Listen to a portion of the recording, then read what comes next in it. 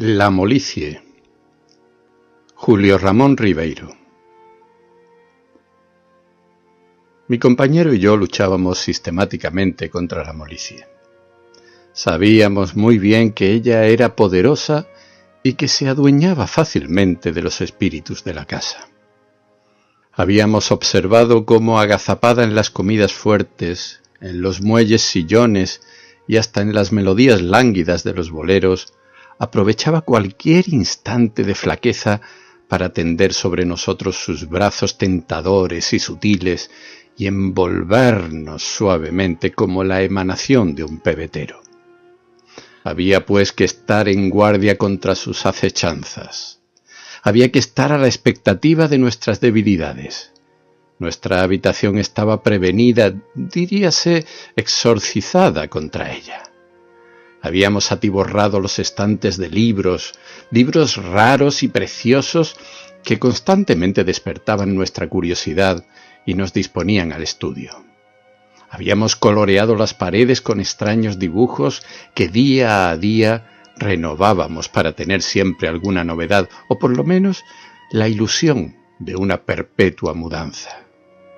Yo pintaba espectros y animales prehistóricos y mi compañero trazaba con el pincel transparentes y arbitrarias alegorías que constituían para mí un enigma indescifrable. Teníamos por último una pequeña radiola en la cual en momentos de sumo peligro poníamos cantigas gregorianas, sonatas clásicas o alguna fustigante pieza de jazz que comunicara a todo lo inerte una vibración de ballet. A pesar de todas esas medidas, no nos considerábamos enteramente seguros. Era a la hora de despertarnos, cuando las golondrinas, ¿eran las golondrinas o las alondras?, nos marcaban el tiempo desde los tejados, el momento en que se iniciaba nuestra lucha. Nos provocaba correr la persiana, amortiguar la luz y quedarnos tendidos sobre las duras camas, dulcemente mecidos por el vaivén de las horas. Pero estimulándonos recíprocamente con gritos y consejos, saltábamos semidormidos de nuestros lechos y corríamos a través del corredor caldeado hasta la ducha, bajo cuya agua helada recibíamos la primera cura de emergencia. Ella nos permitía pasar la mañana con ciertas reservas, metidos entre nuestros libros y nuestras pinturas. A veces, cuando el calor no era muy intenso, salíamos a dar un paseo entre las arboledas, viendo a la gente arrastrarse penosamente por las calzadas, huyendo también de la molicie como nosotros. Después del almuerzo, sin embargo, sobrevenían las horas más difíciles y en las cuales la mayoría de nuestros compañeros sucumbían. Del comedor pasábamos al salón y, embotados por la cuantiosa comida, caíamos en los sillones. Allí pedíamos café antes de que los ojos se nos cerraran y gracias a su gusto amargo y tostado, febrilmente sorbido, podíamos pensar lo elemental para mantenernos vivos. Repetíamos el café, fumábamos, hojeábamos por centésima vez los diarios, hasta que la molicie hacía su ingreso por las 3 grandes ventanas asoleadas. Poco a poco disminuía el ritmo de los coloquios. Las partidas de ajedrez se suspendían, el humo iba desvaneciéndose, el radio sonaba perezosamente y muchos quedaban inmóviles en los sillones, un alfil en la mano, los ojos entrecerrados, la respiración sofocada, la sangre viciada por un terrible veneno. Entonces, mi compañero y yo huíamos torpemente por las escaleras y llegábamos exhaustos a nuestro cuarto, donde la cama nos recibía con los brazos abiertos y nos hacía brevemente suyos. A esta hora tal vez fuimos en alguna oportunidad presas de la molicie. Recuerdo especialmente un día en que estuve tumbado hasta la hora de la merienda sin poder moverme, y más aún hasta la hora de la cena, hora en que pude levantarme y arrastrarme hasta el comedor como un sonámbulo. Pero esto no volvió a repetirse por el momento. Aún éramos fuertes. Aún éramos capaces de rechazar todos los asaltos y llenar la tarde de lecturas comunes, de glosas y de disputas, muchas veces bizantinas, pero que tenían la virtud de mantener nuestra inteligencia alerta. A veces, hartos de razonar, nos aproximábamos a la ventana que se abría sobre un gran patio, al cual los edificios volvían la intimidad de sus espaldas. Veíamos entonces que la molicie retozaba en el patio bajo el resplandor del sol, y reptando por las paredes hacía suyos los departamentos y las cosas. Por las ventanas abiertas veíamos hombres y mujeres desnudos, indolentemente estirados sobre los lechos blancos, abanicándose con periódico. A veces alguno de ellos se aproximaba a su ventana y miraba el patio y nos veía a nosotros. Luego de hacernos un gesto vago que podía interpretarse como un signo de complicidad en el sufrimiento, regresaba a su lecho, bebía lentos jarros de agua y, envuelto en sus sábanas como en un sudario, proseguía su descomposición.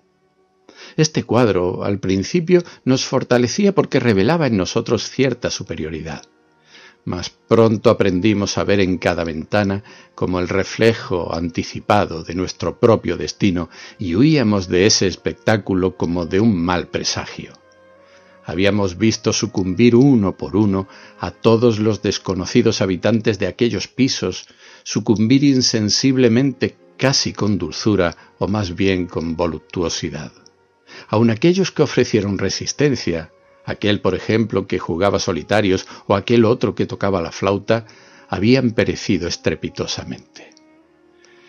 La poca gente que disponía de recursos, nosotros no estábamos en esa situación, se libraban de la molicie abandonando la ciudad.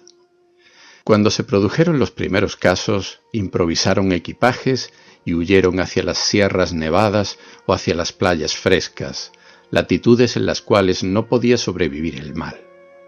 Nosotros, en cambio, teníamos que afrontar el peligro esperando la llegada del otoño para que extendiera su alfombra de hojas secas sobre los maleficios del estío.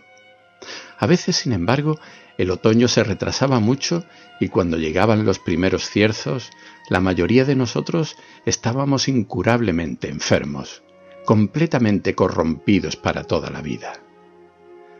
Las 7 de la noche era la hora más benigna. Diríase que la molicie hacía una tregua y, abandonando provisoriamente la ciudad, reunía fuerzas en la pradera, preparándose para el asalto final. Este se producía después de la cena, a las 11 de la noche, cuando la brisa crepuscular había cesado y en el cielo brillaban estrellas implacablemente lúcidas. A esta hora eran también, sin embargo, múltiples las posibilidades de evasión. Los adinerados emigraban hacia los salones de fiesta en busca de las mujerzuelas para hallar en el delirio un remedio a su cansancio. Otros se hartaban de vino y regresaban ebrios en la madrugada, completamente insensibles a las sutilezas de la molicie. La mayoría, en cambio, se refugiaba en los cinematógrafos del barrio, después de intoxicarse de café. Los preparativos para la incursión al cine eran siempre precedidos de una gran tensión, como si se tratara de una medida sanitaria. Se repasaban los listines, se discutían las películas y pronto salía la gran caravana cortando el aire espeso de la noche. Muchos, sin embargo, no tenían dinero ni para eso y mendigaban plañideramente una invitación, o la exigían con amenazas a las que eran conducidos fácilmente por el peligro en que se hallaban. En las incómodas butacas veíamos 3 o 4 cintas consecutivas con un interés excesivo y que en otras circunstancias no tendría explicación. Nos reíamos de los malos chistes, estábamos a punto de llorar en las escenas melodramáticas, nos apasionábamos con héroes imaginarios y había en el fondo de todo ello como una cruel necesidad y una común hipocresía. A la salida frecuentábamos paseos solitarios, aromados por perfumes fuertes, y esperábamos en peripatéticas charlas que el alba plantara su estandarte de luz en el oriente, signo indudable de que la molicie se declaraba vencida en aquella jornada. Al promediar la estación, la lucha se hizo insostenible.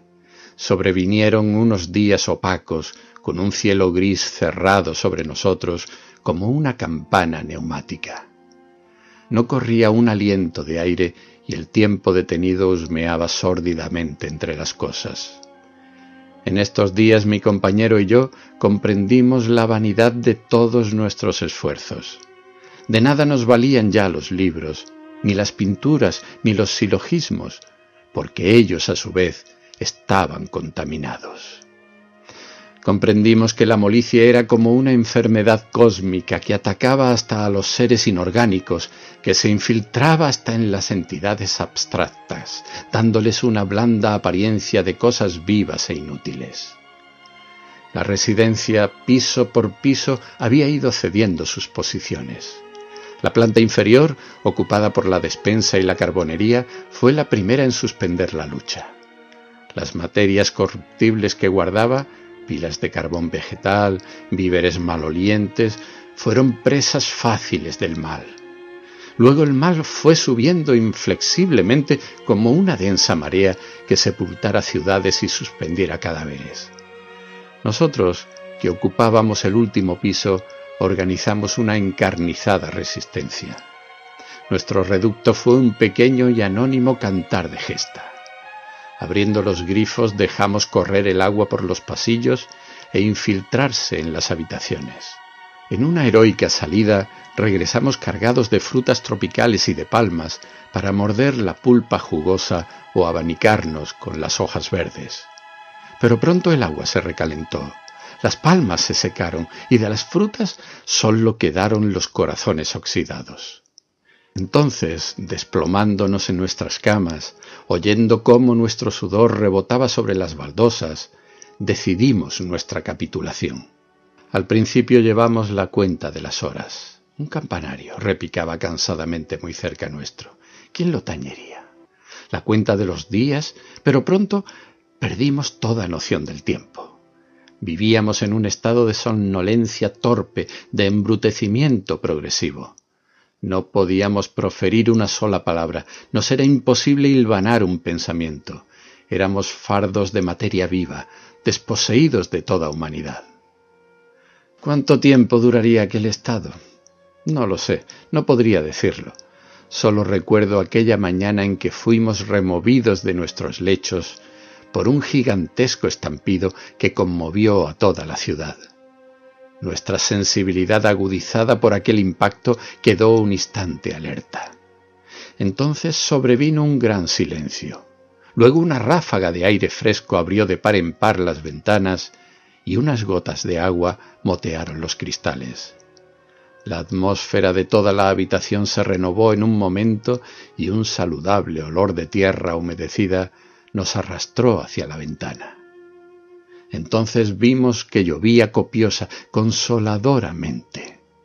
También vimos que los árboles habían amarilleado y que la primera hoja dorada se desprendía y después de un breve vals tocaba la tierra. A este contacto, un dedo en llaga gigantesca, la tierra despertó con un estertor de inmenso y contagioso júbilo, como un animal después de un largo sueño. Y nosotros mismos nos sentimos partícipes de aquel renacimiento y nos abrazamos alegremente sobre el dintel de la ventana, recibiendo en el rostro las húmedas gotas del otoño.